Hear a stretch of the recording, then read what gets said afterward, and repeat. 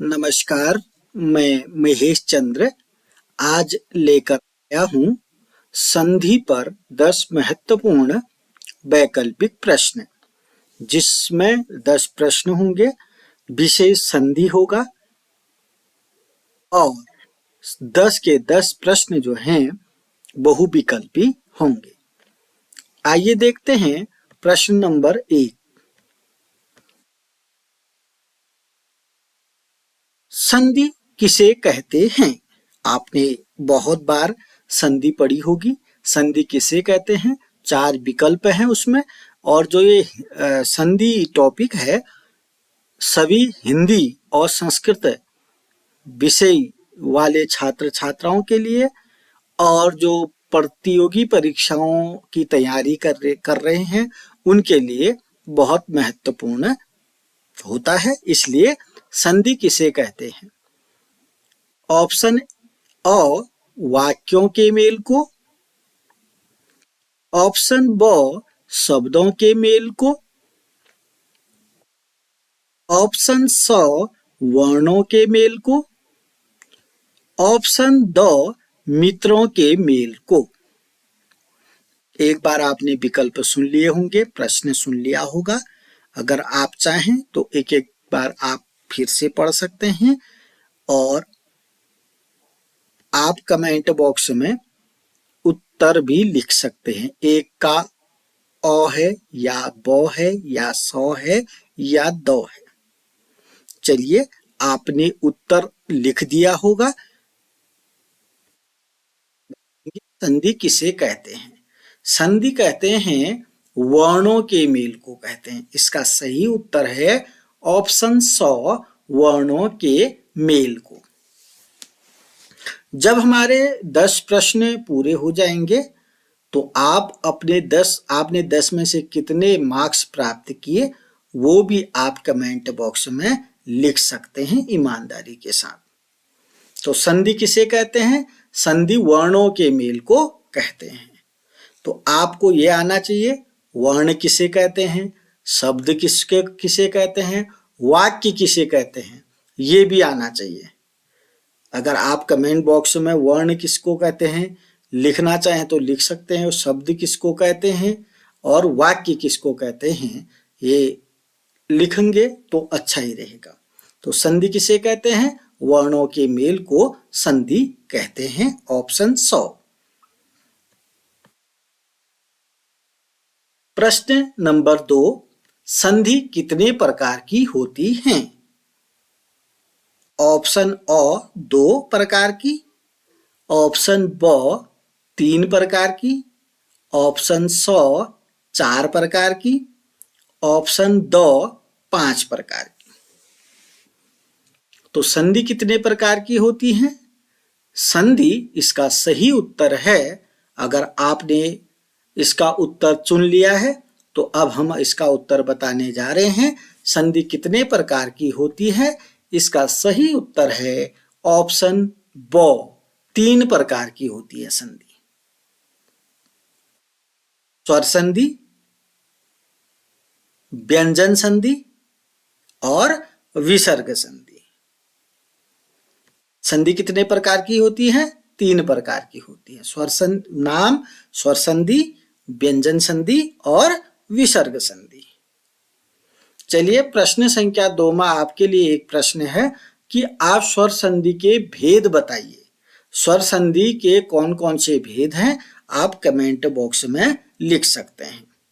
प्रश्न संख्या 2 लिखेंगे और उसके बाद स्वर संधि के भेद जो भी आपको याद हैं वो लिख सकते हैं, और याद होने भी चाहिए स्वर संधि के कौन कौन से भेद हैं। संधि कितने प्रकार की होती है? संधि 3 प्रकार की होती है। आइए अगला प्रश्न है,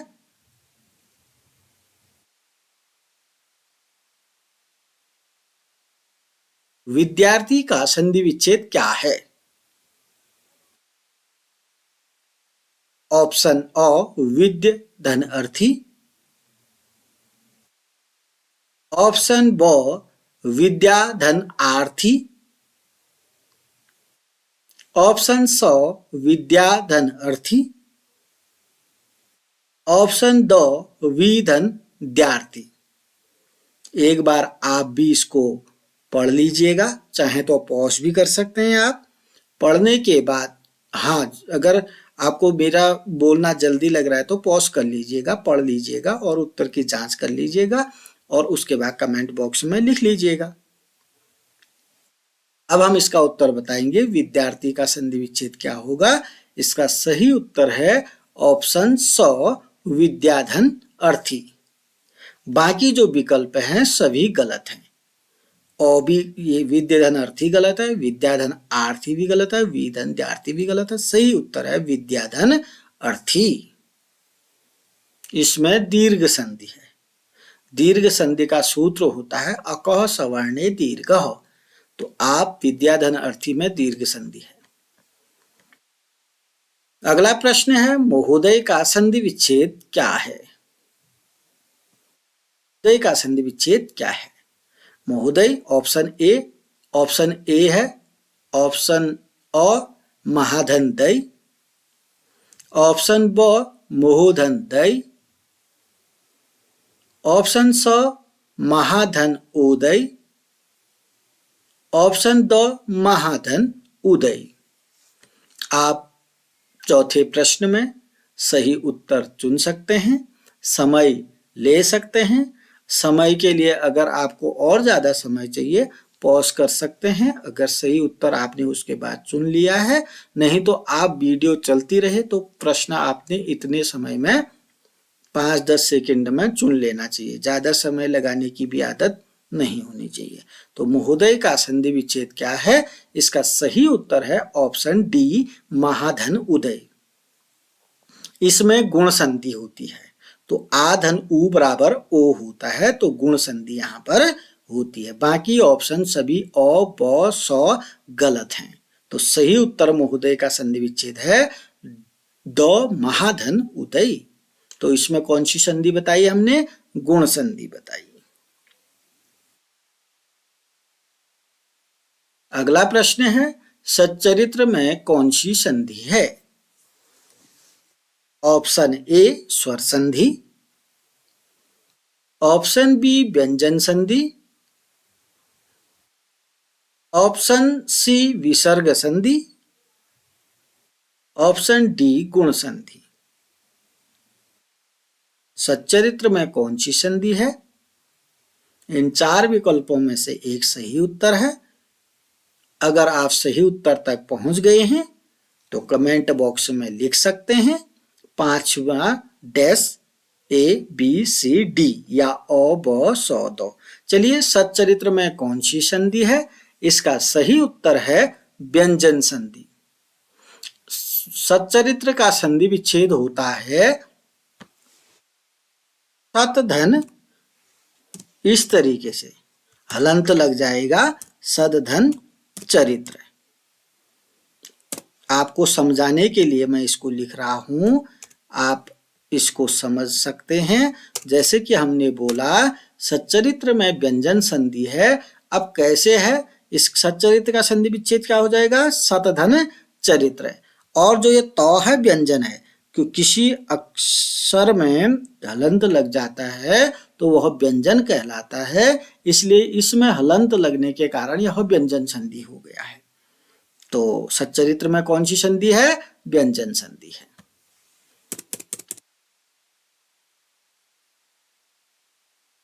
अगला प्रश्न देखते हैं, विद्यालय में कौन सी संधि है। विद्यालय में कौन सी संधि है। ऑप्शन ए एचो ऐ वायावः, ऑप्शन बी अकः सवर्णे दीर्घ, ऑप्शन सी वृद्धिरेचि, ऑप्शन डी हल।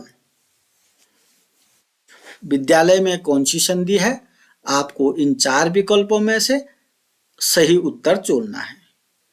और मुझे लगता है कि विद्यालय का संधि विच्छेद सभी को आता है और कौन सी संधि है सभी को आएगा। चलिए फिर भी देखते हैं। विद्यालय का संधि विच्छेद करेंगे तो विद्याधन आलय होता है, आधन आ बराबर आ होता है, इसलिए दीर्घ संधि होती है। तो दीर्घ संधि है तो आप इतना मैं बता दिया कि विद्यालय में दीर्घ संधि है। तो उस दीर्घ संधि का सही उत्तर क्या हो सकता है, यहाँ पर अकः सवर्णे दीर्घः। तो विद्यालय का संधि विच्छेद विद्याधनालय होता है। इसका कौन सी संधि है? दीर्घ संधि है। दीर्घ संधि का सूत्र है अकः सवर्णे दीर्घः। ये जो एचो ऐ वायाव है, यह अयादि संधि का सूत्र है, आपको मालूम होना चाहिए। अगर आपको मालूम नहीं है, एक बार इनके बारे में भी आपको अध्ययन कर लेना चाहिए। एचो ऐ वायाव अयादि संधि का सूत्र है। अकः सवर्णे दीर्घः दीर्घ संधि का सूत्र है। वृद्धिरेचि वृद्धि संधि का सूत्र है। और हल व्यंजन संधि को कहते हैं। हल माने व्यंजन होता है, इसलिए व्यंजन संधि को हल कहते हैं। तो विद्यालय में कौन सी संधि है? अकः सवर्णे दीर्घ संधि है। अगला प्रश्न देखते हैं, भानुदय का संधि विच्छेद क्या होगा?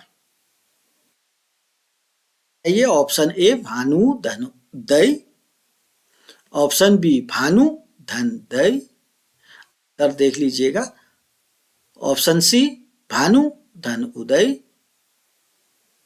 ऑप्शन डी भानु धन उदय। अंतर इसमें छोटा ऊ है, इसमें बड़ा ऊ है।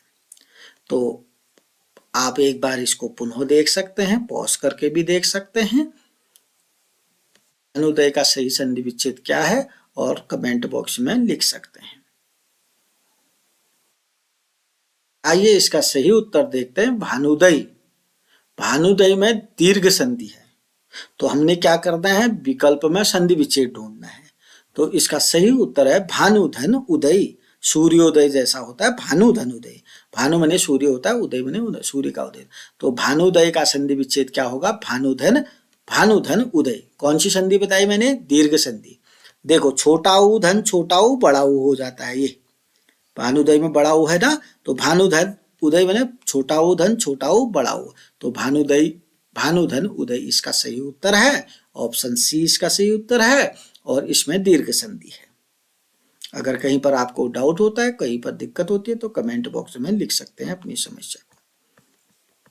अगला प्रश्न है, यण संधि का उदाहरण निम्न में से कौन से हैं? अब ये 4 उदाहरण हैं, इनमें से यण संधि किस में होगी ये आपको ढूंढना है। ऑप्शन ए रविंद्र में होगी, option B Suresh, option C Himalaya, option D यद्यपि।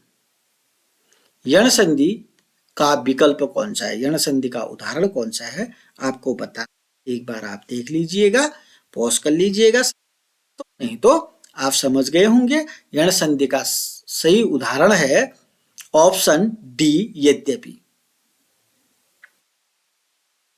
यण संधि किसमें है? यद्यपि में। यद्यपि का संधि विच्छेद क्या होता है? यदि धन अपि, यदि धन अपि ई धन अ बराबर यो। तो यण संधि यद्यपि में है। हिमालय में है हिमधन आलय,